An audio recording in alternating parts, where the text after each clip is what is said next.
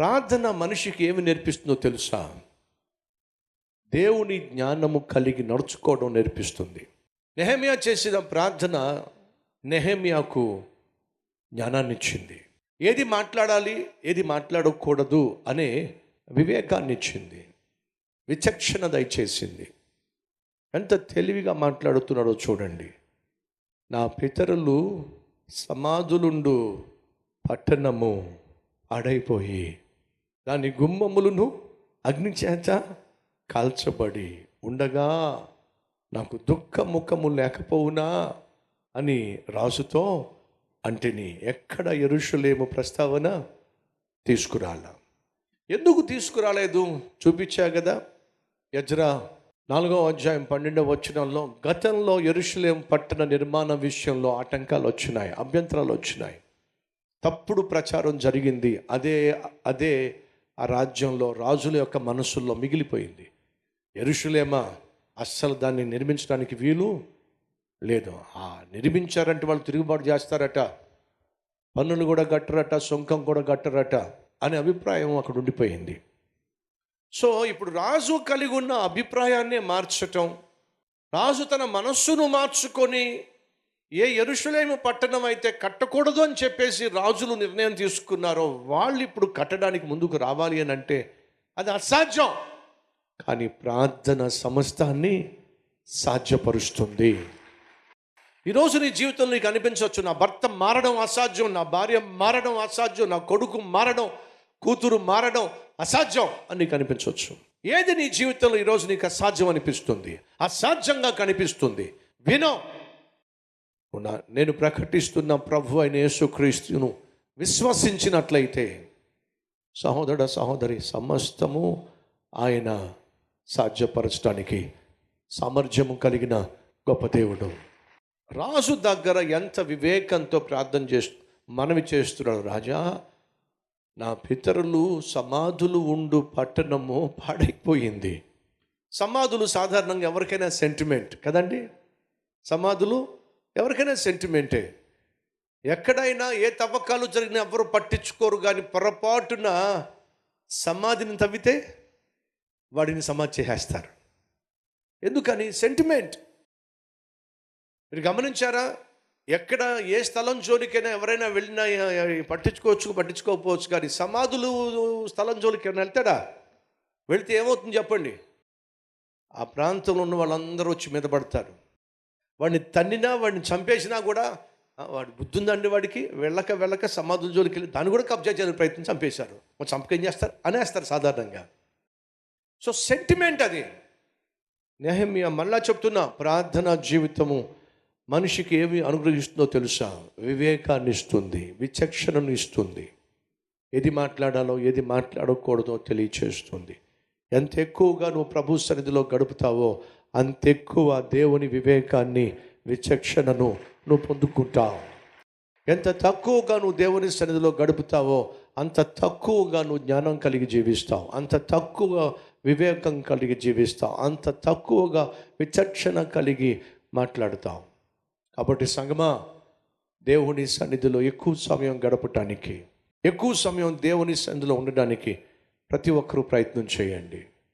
అసలు విషయం బయట పెట్టలా, కానీ ఎంత తెలివిగా మాట్లాడుతున్నాడో తెలుసా? సెంటిమెంట్. నా పితరులు సమాధులు కలిగిన పట్టణము పాడైపోయిందయ్యా, కాల్చివేయబడిందయ్యా, గుమ్మాలన్నీ తగలబెట్టేశారయ్యా అని అంటూ ఉంటే రాజు, అవునా, ఇంతకీ నువ్వు ఏం కోరుతున్నావు అని అంటే, మీరేమైనా నాకు సెలవిస్తే, నన్ను వెళ్ళమని పంపిస్తే నేను వెళ్తానయ్యా. ఏమన్నాడు? 4వ వచనం. అప్పుడు రాజు, ఏమి కావలసి నీవు మనవి చేయుచున్నావని నన్ను అడుగగా, నేను ఆకాశమందలి దేవునికి ప్రార్థన చేసి రాజుతో, నీ సమ్ముఖమందు నేను దయ పొందిన ఎడల నా పితరుల సమాధులుండు పట్టణము తిరిగి కట్టునట్టుగా నన్ను యూదా దేశమునకు పంపుడని వేడుకొనుచున్నానని మనవి చేశాను. అయ్యా, ఈ రాజు నా మనవిని అంగీకరించులాగున నా పట్ల దయ చూపించులాగున అతని మనసును స్వాధీనపరచుకోయ్యా. ఆ ప్రార్థన దేవుడు ఆలకించాడా లేదా? ఆలకించాడు. ఆ రాజే అంటున్నాడు, ఏం కావాలి నీకు? అయ్యా, ఏ పట్టణం అయితే నా పితరులు సమాధులు ఉన్నాయో ఆ పట్టణాన్ని వెళ్ళి కాస్త నిర్మించుకుంటానయ్యా. మీరు పంపిస్తేనే వెళ్తాను. ఎంత తెలివి చూడండి. మీరు పంపిస్తేనే నేను వెళ్తాను. డాడీ, ఐస్ క్రీమ్ కొనుక్కుంటా అన్నాడు అనుకోండి మీ అబ్బాయి, వెళ్ళి కొనుక్కో అని చెప్పారనుకోండి. వాడేం చేస్తాడు? వెళ్ళి కొనుక్కోమంటే ఎలా కొనుక్కుంటాను నేను?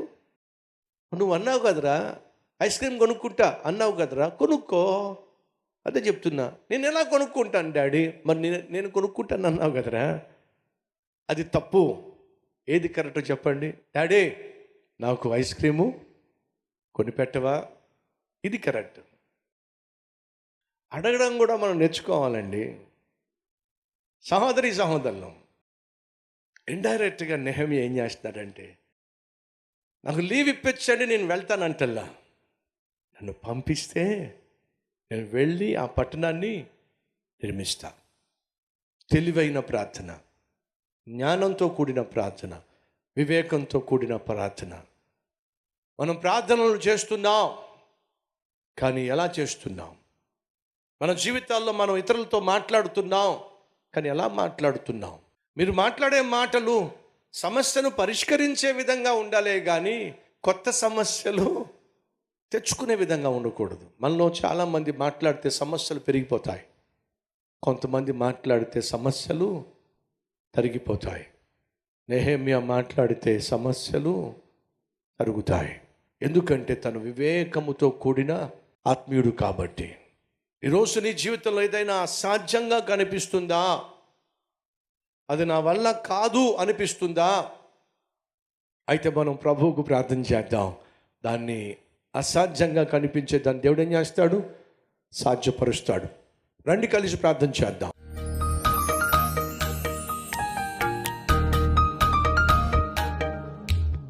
అయోగ్యుడైన నన్ను వాడుకొని అసాధ్యముగా కనిపిస్తున్న దానిని సాధ్యపరిచాయ్యా. అప్పుడే కదా నా విశ్వాసము దృఢపడేది, అప్పుడే కదా నా సాక్ష్యము బలపడేది, అప్పుడే కదా ప్రజలు నన్ను నమ్మేది. అయ్యా, నా జీవితంలో అసాధ్యాలు చాలా ఉన్నాయి, అయినా సాధ్యపరుచాయ్యా. గతాన్ని చూస్తే భయం వేస్తుందయ్యా, చుట్టూ చూస్తే భయం వేస్తుందయ్యా. నాయనా, ఇది నా వల్ల కాదు అనిపిస్తుందయ్యా, నా జీవితంలో జరగదు అనిపిస్తుందయ్యా, నా కుటుంబంలో ఇది సాధ్యం కాదు అనిపిస్తుందయ్యా. ఏది ఈరోజు అసాధ్యం అనిపిస్తుందో తండ్రి, నీ మహా కనికరము ద్వారా, కృప ద్వారా, అదృశ్య హస్త బలము ద్వారా అయ్యా సాధ్యపరుచయ్యా. యేసు నామం పేరట వేడుకుంటున్నాము తండ్రి, ఆమెన్.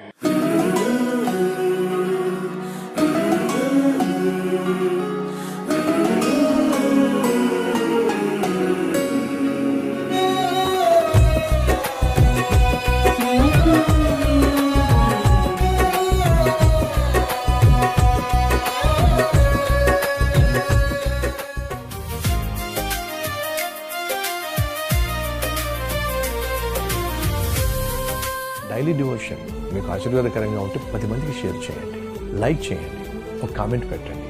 దేవుడు మీకు తోడై ఉండును గాక. షలోమ్.